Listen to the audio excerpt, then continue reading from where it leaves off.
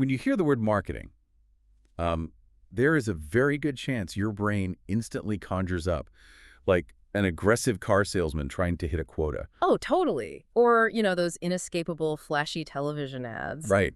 Or a tech company just burning through mountains of venture capital just to get you to click a banner ad. I mean, it usually feels loud, intrusive, and quite frankly, a little manipulative. Yeah, and it's completely understandable why we feel that way. I mean, we are constantly bombarded by the loudest, most aggressive forms of selling. Exactly. But assuming that selling is all marketing is actually a massive misconception, because when you step back and look at the underlying mechanics, true marketing is, well, it's much quieter. It functions a lot more like the invisible architecture of our daily lives. The invisible architecture. I like that. Okay. Well, today we're going deep into that invisible architecture. So welcome to the Deep Dive. Glad to be here. We are looking at a really fascinating set of sources today for you. Specifically, we've got excerpts from a university-level textbook. It's called Marketing Management Block 1 from the Indira Gandhi National Open University. A really comprehensive text, yeah. Yeah. And our mission today is to just strip away all the flashy billboards, the spam emails, the pushy sales tactics, and look at the absolute core of what this discipline actually is. Because, well, it turns out it's not just a business function. It's this really profound mix of economics, psychology, and sociology. Right, and to set the proper stage for you here, the text references an observation from Peter Drucker, and he is widely considered, one of the greatest management thinkers in history. Oh, for sure. Yeah, and Drucker argued that a business enterprise only has two basic functions, marketing and innovation. He actually said all the rest are just costs. See, that is a staggering claim because, I mean, most people would argue operations or finance or logistics, like those are equally fundamental. I don't think so, yeah.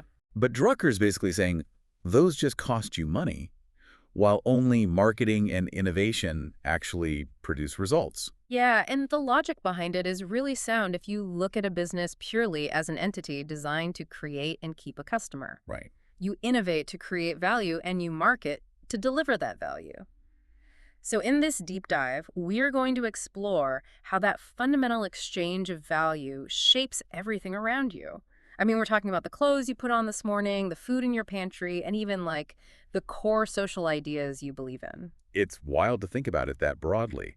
But before a company can even begin to innovate or create a product, they have to understand the human being they are making it for, right? Exactly. They have to start with the raw psychology of deprivation. Which the text breaks down into three foundational concepts: needs, wants, and demands. Yeah, and what's fascinating here is how distinct those three terms actually are in the mechanics of a market. Even though, we use them interchangeably in everyday conversation all the time. Right, like I say I need a coffee, but I probably just want a coffee. Yeah, exactly. A need is essentially a biological or psychological state of deprivation.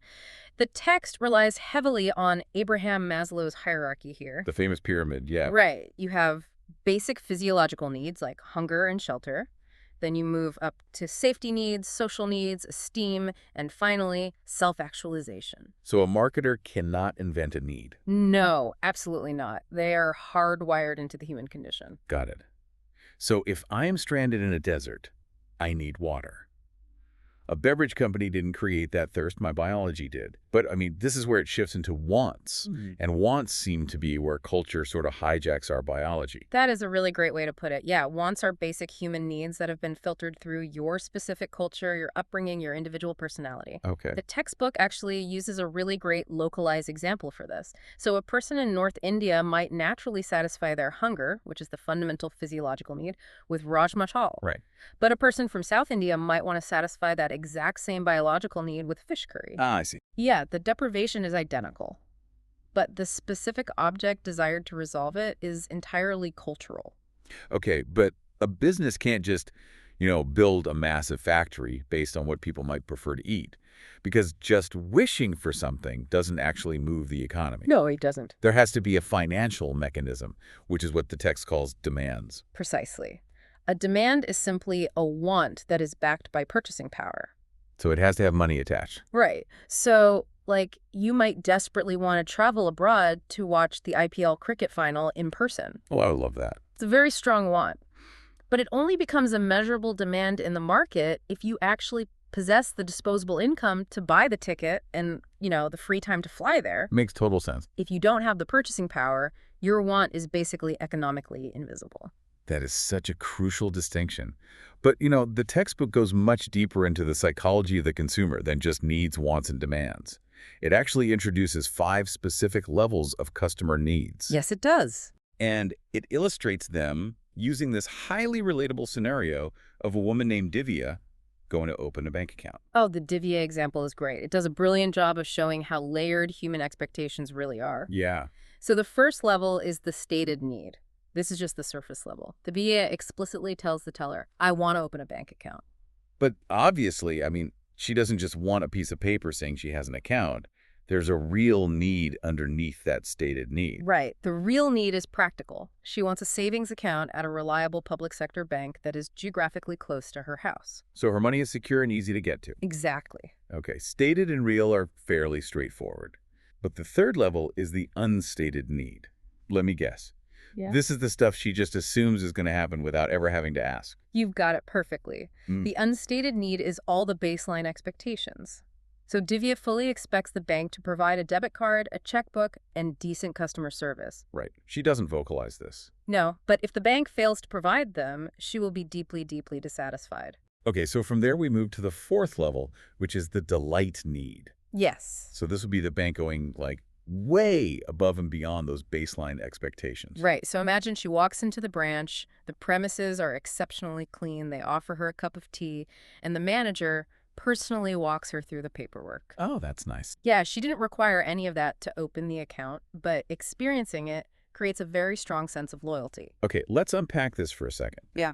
Because the fifth level is the secret need, and this is where it gets highly, highly psychological. It really does. The text suggests Divya's secret need is that she's actually terrified of using net banking, but she's just too embarrassed to admit it. Yes, exactly. And if I can use a dating analogy here, what people put on their public dating profile, their stated need, like I just want someone who loves hiking, is often vastly different from the deep emotional validation they are secretly seeking. Oh, totally. But they would never admit to it. So in business, how can a company possibly fulfill a need that the customer is actively hiding from them? Well, anticipating those hidden anxieties is really the hallmark of sophisticated marketing. Really? Yeah. A smart bank wouldn't embarrass Divya by asking point blank if she's confused by technology. Instead, they fulfill the secret need completely invisibly. How do they do that? They might design their mobile app to be unbelievably intuitive, with really large buttons, clear language, and maybe a gentle, non-judgmental tutorial that pops up the very first time she logs in. Oh, wow. So her secret anxiety is resolved without her ever having to confess she was confused in the first place. Exactly. You design the solution so well that it soothes the anxiety without ever directly confronting it. That is genius. Yeah. But companies haven't always been this psychologically perceptive, have they? How did businesses operate before they figured all this nuanced stuff out? They definitely weren't always like this. The text actually outlines a massive historical evolution in business philosophy. Okay. For a long time, the mindset was entirely inward-looking. It started with what we call the production concept. This was the era of the early industrial revolution, right? Yeah. The philosophy was basically just make it cheap and make a ton of it. That's it, exactly. The underlying assumption was just that consumers will buy anything that is affordable and widely available. Right. And to be fair, in markets where demand vastly outstrips supply, it totally works. Sure. The text points out that we saw the production concept return with a vengeance during the COVID-19 pandemic. Think about the desperate scramble for hospital beds, oxygen cylinders, and basic masks. Oh, right. When you are in a state of sheer panic, you don't care about the branding or the customer service or the delight needs with the T. No, not at all. You just need the physical product immediately. But obviously, a market eventually stabilizes, supply catches up. Yep. And once I have 5 different cheap masks to choose from, I start looking for a better one. Which naturally led companies to pivot to the product concept. The assumption here shifted. Okay. They started believing consumers will always favor the product that offers the most quality, performance, or innovative features. So engineers took over. Companies poured all their resources into making the technically superior product. But this created a massive, often fatal trap that the economist Theodore Levitt called marketing myopia back in 1960. Wait, let me play devil's advocate here. Shouldn't a company just focus on making the absolute best product? I mean, if I invent a perfect, unbreakable, flawless mobile phone with infinite battery life, who cares if my strategy is supposedly myopic? People will buy it because the engineering is flawless. Well, this raises an important question. What happens when your perfectly engineered product solves a problem the customer has actually moved on from? Oh, I see. Marketing myopia happens when a company falls so deeply in love with its own physical product that they completely lose sight of the underlying human need they were supposed to be satisfying. So they get obsessed with the mirror instead of the person looking in it. That's a great way to say it. And the text provides some really brutal historical examples of this mechanism in action. Like who? Well, Kodak made arguably the most perfect film cameras in the world. Oh, yeah. But they lost the market to Sony. Why? Because customers didn't fundamentally need film, they needed to capture memories. And digital was just infinitely more convenient. Right. Nokia is another one. They made incredibly durable keypad phones that could survive being dropped off a building. I remember those. Yeah. You could throw them against a wall. Yeah. But they lost to the iPhone and Samsung because the consumer's needs shifted from making phone calls to having a smart, internet-enabled screen in their pocket. And Yahoo lost to Google the same way. You know, the textbook even brings up Bollywood here, which I found fascinating. It notes that the Indian film industry was so myopically focused on making theatrical movies that they completely ignore the television boom. Yep. They define themselves as being in the movie business, not the broader entertainment business. And when you define your existence by the specific item you manufacture, rather than the psychological need you satisfy, you leave yourself incredibly vulnerable to disruption. That is a huge lesson. So when companies realized their superior products weren't just selling themselves anymore, many panicked and shifted to the selling concept. Okay, let me guess. The selling concept is, if the customer isn't buying, just yell louder. That is basically the essence of it, yeah. The selling concept relies on aggressive promotion and heavy discounting. Right. It is usually deployed for what the text calls unsought goods. Oh, those? These are things you genuinely need, but almost never wake up naturally wanting to buy. Think fire extinguishers or life insurance. Oh, definitely. Nobody's excited to buy life insurance. Exactly. The problem is aggressive selling creates massive friction. You can bully someone into a one-time purchase, sure, but you cannot aggressively discount your way into long-term customer loyalty. Which I imagine finally brings us to the modern era, the solution to all that friction, holistic marketing. Right. Holistic marketing recognizes that forcing a sale is fundamentally inefficient. Instead, it takes this broad, integrated perspective where absolutely everything a company does is considered marketing. Wow, everything. Everything. This includes relationship marketing. The textbook actually mentions a great case study with IKEA here. They decided to change the font in their famous catalog just to save money or modernize a bit. Well, their loyal customers absolutely hated it and complained loudly online. And rather than just ignoring them and saying, look, it's just a font, get over it, IKEA actually listened. They changed the font back. They calculated that the lifetime value of their relationship with those core customers was infinitely more valuable than a minor internal design preference. Not smart. Holistic marketing also includes integrated marketing, where the message matches the experience everywhere. Right. Uber India's Apnapnapan campaign is cited in the text for this. They realized they couldn't just sell a cold transactional taxi ride. They had to integrate stories of riders and drivers, reframing personal mobility around a sense of affinity and safety. That makes a lot of sense. And, you know, my favorite part of the holistic approach is internal marketing. It's the philosophy that your own employees are your very first customers. Because if you don't sell your own staff on the value of what you're doing, they will never deliver that value to the person walking in the front door. Absolutely. So we've journeyed from the psychology of basic needs to these massive, high-level corporate philosophies. But let's get practical for a minute. How does a company actually execute this holistic approach in the real world? Well, the traditional framework, which is taught in almost every business school on earth, is the 4 Ps of the marketing mix. Right, the 4 Ps. Product, price, place, and promotion. A company decides what to make, how much to charge, where to distribute it, and how to advertise it. Okay. But modern thinkers, specifically Chef and Sisodia, realize the 4 Ps are entirely company-centric. Ah, they're focused on the seller. Yes. So they mapped the 4Ps onto the 4As, which forces the business to look purely from the customer's perspective. Okay, here's where it gets really interesting to me. I was looking at the 4As, which are acceptability, affordability, accessibility, and awareness. And I realized something. What's that? The 4Ps are basically the ingredients and the tools inside a restaurant kitchen. Oh, I like this. Right. The chef decides what to cook, the product. They decide what to charge, the price. They choose the neighborhood for the restaurant, the place. Yeah. And they buy local ads, the promotion. Right. But the 4As, that is the actual experience of the diner sitting out at the table. I think that analogy captures the mechanism perfectly. I mean, if the chef cooks a brilliant dish, but it's way too spicy for the local neighborhood, it fails the acceptability test. Yep. If the price is too high, it fails affordability. If the restaurant has no parking, it fails accessibility. If they never put a sign on the door, it fails awareness. So the 4Ps are just the kitchen, the 4As are the dining room. Exactly. And if we connect this to the bigger picture, a brilliant strategy perfectly aligns what happens in the kitchen with what happens in the dining room. Right. And the textbook provides an absolute masterclass in this alignment with the Fevical case study. But to fully grasp it, we need to quickly introduce STP. STP, what is that? Segmentation, targeting, and positioning. Okay.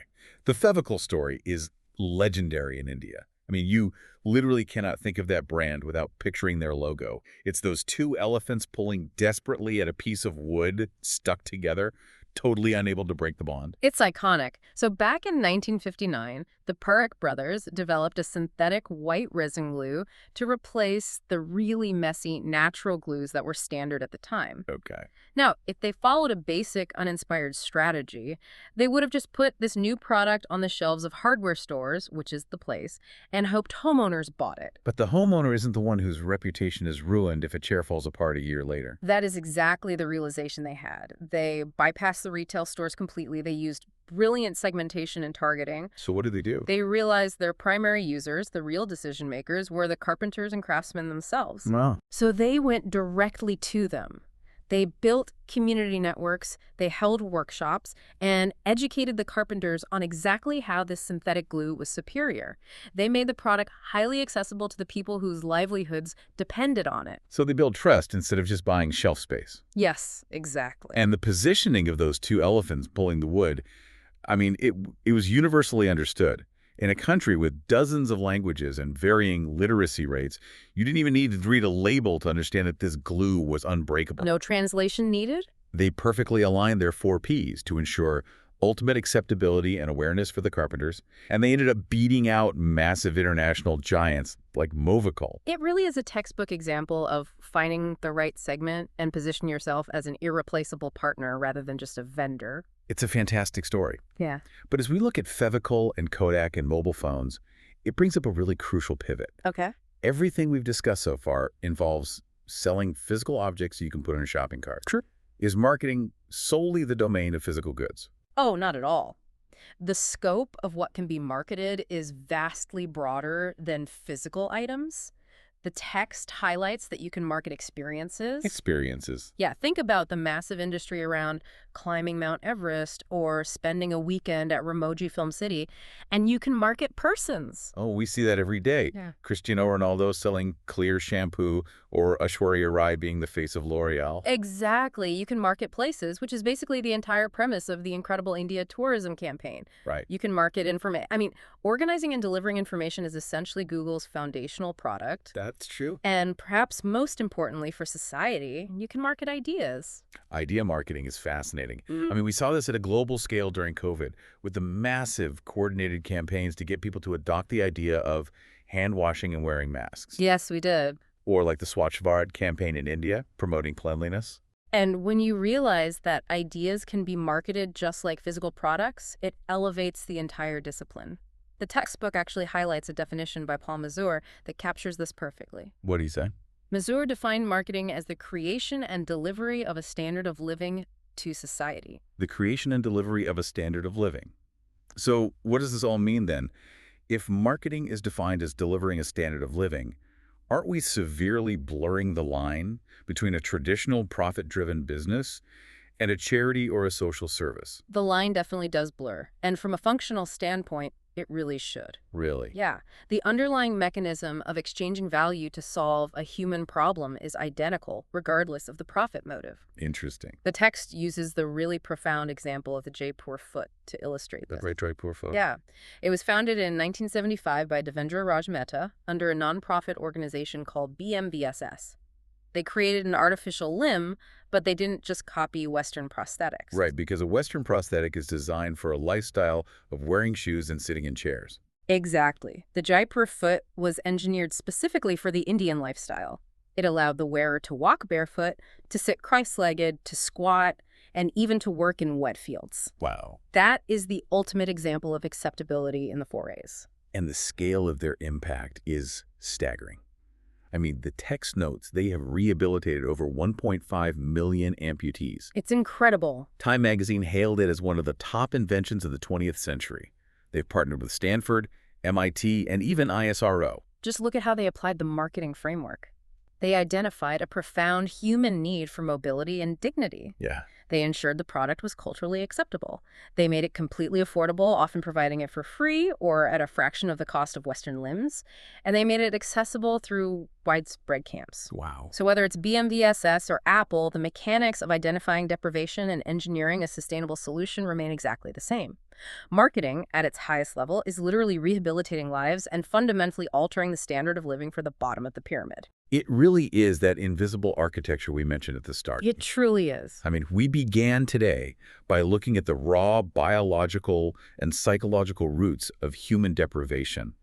Maslow's hierarchy, needs, wants, and demands. Right. We traced how businesses evolved from frantically building factories to realizing they had to build holistic relationships just to survive. Yeah. We broke down the tactical tools, transitioning from the chef's kitchen of the 4Ps to the diner's experience of the 4As. Yeah. And we ended up seeing how those exact same tactical tools can be leveraged to give 1.5 million people their mobility and dignity back. It is a remarkably powerful framework for understanding just how the world operates. And as you go about your routine this week, I'd actually leave you with a final thought to mull over. Let's hear it.